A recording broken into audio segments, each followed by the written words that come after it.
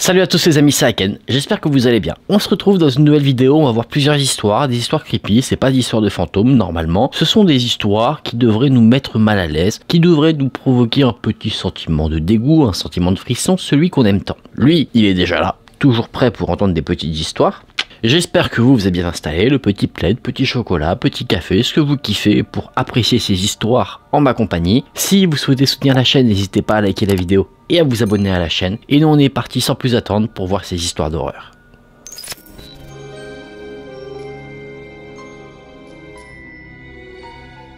Il y a quelques années, il y avait une femme qui vivait à côté d'un hôpital psychiatrique. Une nuit, alors qu'elle était chez elle à regarder la télévision parce qu'elle attendait un appel de son frère qui devait l'appeler pour l'informer quand il était atterri, en tout cas quand son avion avait atterri parce qu'il allait lui rendre visite, et pour ça elle avait dû prendre l'avion. C'était une nuit très orageuse. Et d'un coup, alors que la femme regardait tranquillement la télévision, les programmes ont été interrompus pour annoncer un flash spécial. Ce flash spécial disait qu'une femme folle s'était enfuie d'un hôpital psychiatrique. Je vous le donne en mille, cet hôpital c'était celui qui se trouvait à côté du domicile de la femme qui regardait la télévision.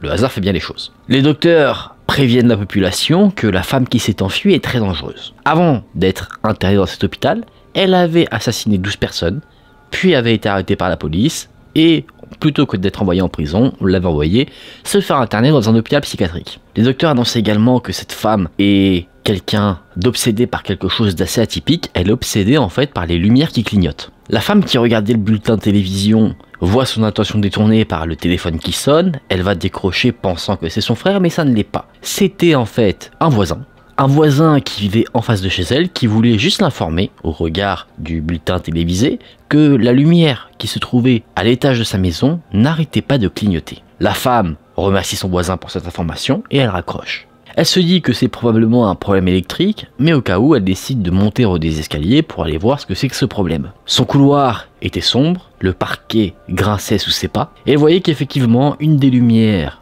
d'une des chambres de l'étage clignotait. Elle s'allumait et elle s'éteignait en continu. Un peu apeurée de ce qu'elle a vu à la télévision, elle se saisit de la poignée de porte doucement, elle la tourne, elle ouvre la porte et là, la pièce est vide. Il y avait un ventilateur qui était en marche et en fait ce ventilateur agissait sur un manteau qui faisait qu'en fait c'est le manteau qui allumait l'interrupteur et qui l'éteignait. Donc la femme éteint le ventilateur et le problème est réglé. Quelques minutes plus tard, la femme entend quelqu'un frapper à sa porte. Elle va voir et c'était son voisin, cette fois-ci qui ne l'appelait pas, qui venait directement la voir. Il l'informe que la lumière de l'étage continue de faire ce fameux clignotement. Mais cette fois-ci, le clignotement est visible d'une fenêtre différente de la première fois. Ensemble, cette fois-ci, ils vont voir ce qu'il en est. Et la pièce est totalement vide. Les lumières sont éteintes. Le voisin va dans la pièce et allume la lumière. Il l'allume, il l'éteint, il allume et l'éteint pour voir si tout fonctionne correctement. Au bout d'un moment, voyant qu'il n'y avait pas de problème, la femme se dit que potentiellement, le voisin, il imaginait un peu des trucs, quoi. Il devenait un peu parano. Donc, elle remercie son voisin d'être venu. Elle l'escorte jusqu'à la sortie.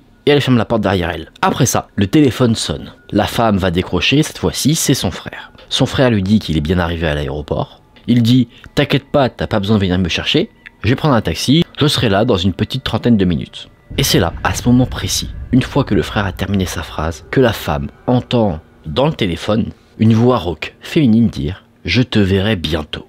C'est là que cette histoire s'arrête. Je vais vous expliquer, peut-être que certains ne comprennent pas forcément ce qui se passe. En gros, pour vous faire le récap rapide de l'histoire, la femme qui s'est enfuie de l'asile psychiatrique est en fait dans la maison de la femme qui attend son frère. C'est elle qui s'amuse à allumer et à éteindre les lumières. Et cette révélation-là, on l'a à la fin. On a plusieurs suspects évidemment au début, on peut se dire que c'est d'abord la femme qui est le sujet de l'histoire, on se dit que c'est peut-être le voisin, ce genre de choses, mais non, en fait la femme est cachée dans la maison, à chaque fois qu'on vient vérifier si la lumière est allumée ou éteinte ou s'il y a un problème, elle se planque. Je sais pas si ça marche toujours, mais dans certaines maisons, alors ça c'est moi qui prends l'histoire comme ça, hein, peut-être qu'il y a d'autres possibilités, et je vous laisse me le dire en commentaire si jamais vous pensez que c'est autre chose, mais parfois, vous savez quand vous passez un appel téléphonique, s'il y a un autre téléphone dans la maison, on peut, en décrochant, entendre la conversation téléphonique et on peut même interagir dessus. Moi je pense que c'est ça, par exemple, la femme qui attend son frère a décroché le téléphone au rez-de-chaussée et à l'étage il y a un autre téléphone fixe et là la femme qui s'est échappée de l'hôpital psychiatrique a décroché le téléphone et elle a interagi avec la conversation. Donc en gros, la femme qui attend son frère va certainement mourir, peut-être que le frère aussi. Vous me direz en commentaire si jamais vous pensez que c'est autre chose. Moi c'est le truc le plus plausible que je vois. On passe à la seconde histoire.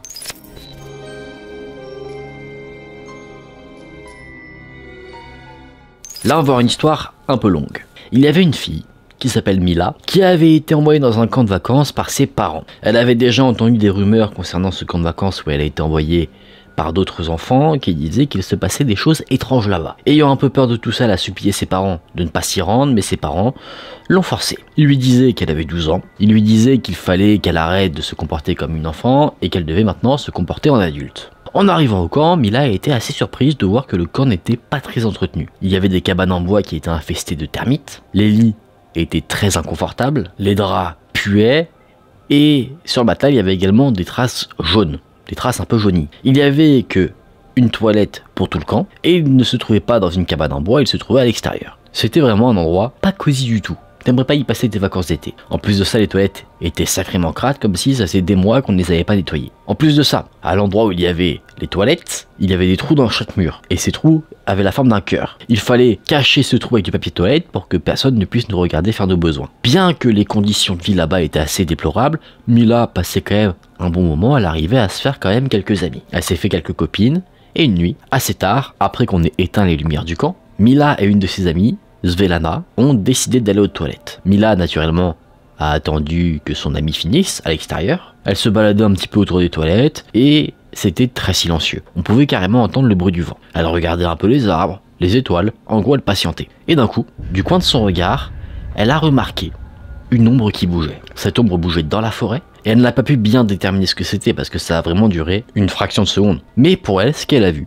c'était l'ombre d'un homme. Elle essaye de rationaliser, en se disant que c'était peut-être un jeu de lumière qui avait créé cette illusion, une illusion d'optique. Et au bout d'un moment, en ayant marre d'attendre à l'extérieur, Mila toque à la porte des toilettes, sauf qu'elle n'a aucune réponse. Elle ouvre la porte et elle voit qu'il n'y a personne à l'intérieur. Mila est un peu vexée, parce qu'elle se dit qu'en fait son amie est repartie sans elle. Elle retourne donc dans sa cabane en bois, là où elle dormait, et elle a vu que le lit de son amie, il était vide, comme si en fait elle n'était pas revenue. En gros, elle n'est pas revenue mais personne ne sait où elle est. Mila et ses amis ont attendu quasiment 1 heure. Et c'est au bout de cette heure-là qu'ils ont vraiment commencé à s'inquiéter. Mila est allée voir le responsable du camp pour lui parler de cette disparition. Et du coup, l'entièreté du camp de vacances a été retournée pour retrouver la jeune fille disparue. Le responsable du camp est allé dans les toilettes, là où on avait vu la jeune fille pour la dernière fois, il a fouillé chaque cabine, mais il n'a rien trouvé. La seule chose qui a été retrouvée, c'était sur le sol des toilettes où se trouvait la jeune fille, une carte. Cette carte, c'était la carte du valet de cœur. Le responsable du camp, ainsi que tous les petits responsables, ont cherché la jeune fille pendant toute la nuit, mais c'est comme si la jeune fille s'était volatilisée. Certains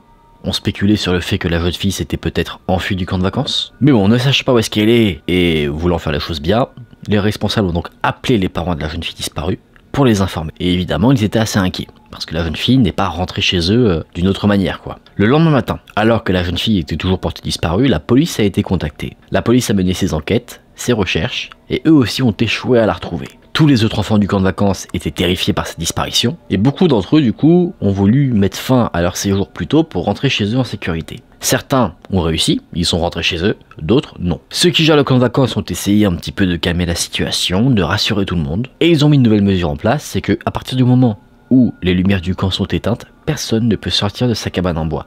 Interdiction d'aller aux toilettes. Ça semble un peu rustique. Si t'as envie de faire pipi à 4h du mat, en soi tu peux pas te retenir. Donc, il y a interdiction d'aller aux toilettes seul, il faut y aller accompagné par un adulte. Vous vous en doutez, cette mesure a été prise pour que aucun autre enfant ne disparaisse comme ça mystérieusement. La nuit suivante, une jeune fille du nom de Aneska voulait aller aux toilettes une fois que les lumières étaient éteintes. Elle en a parlé à un des responsables du camp, le responsable est donc sorti du lit et il l'a accompagnée aux toilettes. Elle est allée aux toilettes, le responsable du camp, lui, attendait à l'extérieur, et au bout d'un moment, ce responsable a eu un mauvais pressentiment. Il a ouvert la porte des toilettes où elle se trouvait, et là, à sa grande surprise, les toilettes étaient vides. Le responsable a posé un regard sur le sol et il a trouvé une carte.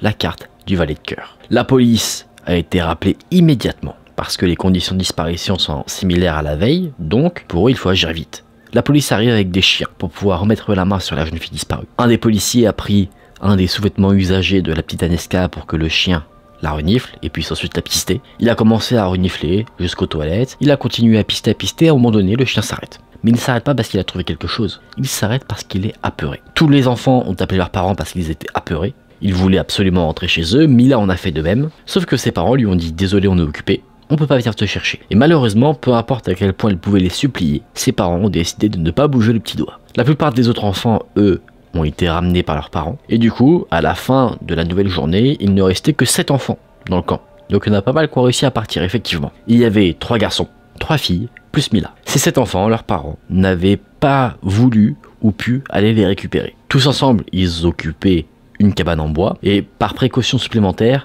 2 responsables de camp dormaient également avec eux dans la cabane en bois. Personne n'était autorisé à aller aux toilettes. Si jamais quelqu'un avait besoin de faire ses besoins, il devait le faire dans un pot qui se trouvait au milieu de la pièce. Ça c'est très rustique et bonjour les odeurs. Bien sûr, si jamais quelqu'un voulait faire ses besoins, tout le monde n'avait pas s'asseoir et le regarder. Les gens se tournaient, ils pouvaient mettre un drap, ce genre de choses, tu vois. La nuit qui a suivi, Mila était dans son lit, réveillée. Elle avait peur parce qu'elle avait quand même vécu beaucoup de choses traumatisantes dans ce camp de vacances depuis qu'il se passe des choses étranges. Elle avait peur d'être la prochaine à disparaître. Parce qu'en plus de ça, tu sais même pas ce qu'il advient des personnes disparues.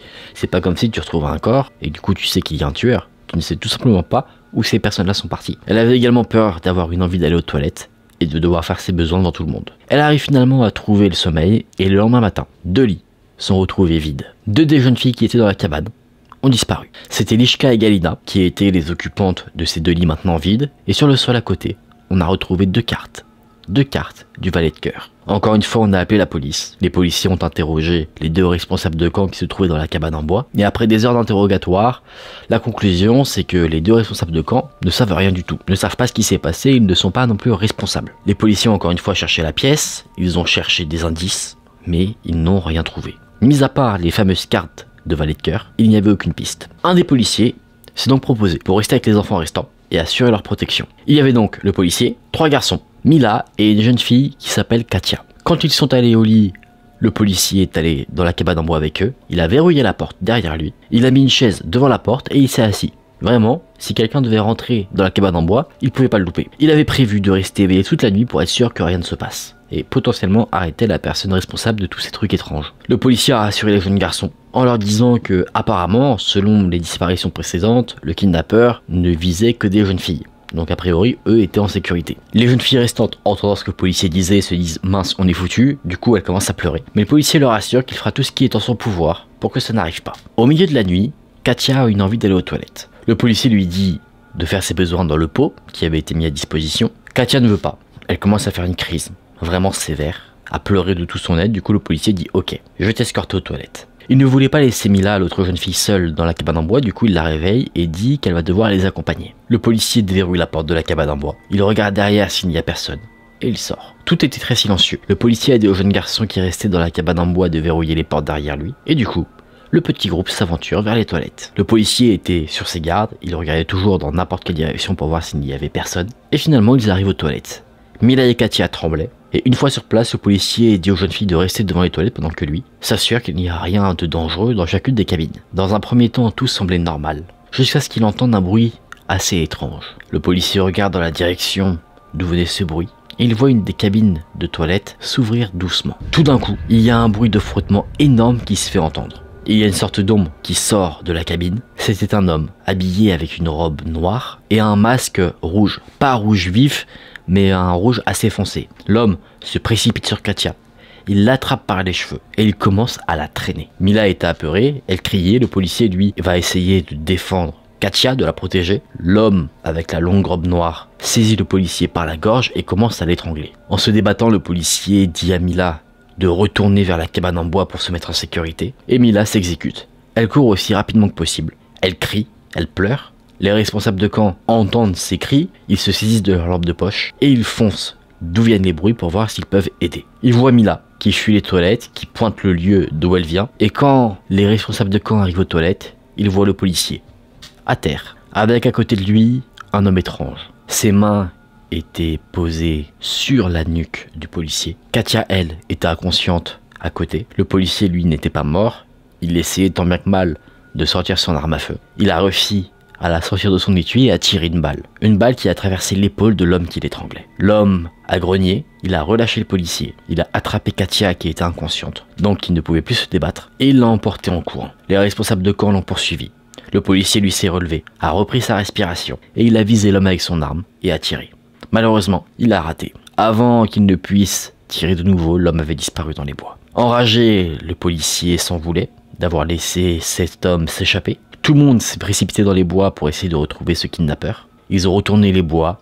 Les jeunes garçons ainsi que Mila se sont joints aux recherches. Mila, elle, restait à côté du policier. Elle pleurait. Et tout d'un coup, Mila voit une traînée de sang dans les buissons. Elle montre ce qu'elle a vu au policier, le policier lui dit de rester silencieuse. Le policier jette un coup d'œil derrière les buissons et il voit une sorte de tente. Une tente qui avait une sorte de camouflage pour ne pas être repéré en forêt. Il a ouvert la tente et ce qu'il a vu à l'intérieur, ça l'a horrifié au plus haut point. Dans la tente, il y avait 5 corps de jeunes filles accrochées au mur. Elles étaient nues et leur tête était dans un angle que naturellement on ne pourrait pas avoir. Elles avaient toutes été étranglées et leur nuque était brisée. Mila a commencé à pleurer après avoir rejoint le policier parce qu'elle a reconnu qui étaient les jeunes filles. C'était les jeunes filles qui avaient disparu. Le policier a immédiatement contacté ses supérieurs. Il a raconté ce qu'il avait vu. Des renforts sont arrivés et tous ensemble, ils ont encore une fois ratissé la forêt où avait fui l'homme étrange. Bien que toute la forêt ait été ratissée par les officiers de police, l'homme n'a pas été retrouvé. Le policier qui était resté avec Mila a appelé ses parents pour les engueuler. Il les a forcés à venir récupérer leur fille parce que eux, encore une fois, disaient non, on ne peut pas, on n'est pas là, on n'est pas dispo pour la récupérer. Mais finalement, avec la pression qu'a effectué le policier, ils sont venus la chercher. Heureusement, au bout d'un moment quand même. Une fois qu'elle a quitté le camp, Mila se sentait beaucoup mieux. Le camp de vacances, lui, néanmoins, a été obligé de fermer ses portes. Donc tous les enfants qui restaient, eux, ont été renvoyés chez eux. Le camp de vacances, quand il a fermé ses portes, les a fermés définitivement. Le camp a versé des compensations financières aux parents qui avaient perdu leur enfant. Les autorités ont essayé de camoufler un peu l'affaire, parce qu'un tueur de jeunes filles, c'est assez chaud, ça peut affoler la population, mais les médias ont entendu les rumeurs, ils ont enquêté, et ils ont révélé l'affaire au grand jour. Le meurtrier, lui, n'a jamais été attrapé. Les médias l'ont rebaptisé le valet de cœur, vis-à-vis des cartes qu'il laissait sur ses scènes de crime. Et on dit que cet homme est toujours caché dans les bois, en attendant de pouvoir piéger d'autres jeunes filles entre ses griffes. C'est là que cette histoire s'arrête. Je vous l'avais dit que c'était une histoire un peu longue, mais je trouve qu'elle en vaut la peine. C'est une histoire horrible, vraiment. Il n'y a pas d'autre mot, de toute façon. Mais j'aurais bien aimé, dans cette histoire, qu'on sache un peu plus quelles étaient les mécaniques du tueur, tu vois, comment, on va dire, il s'y prenait. Parce que, en gros, tu sais qu'il attend dans les toilettes, mais comment il fait pour s'y infiltrer sans qu'on le voit. Tu vois, genre, c'est...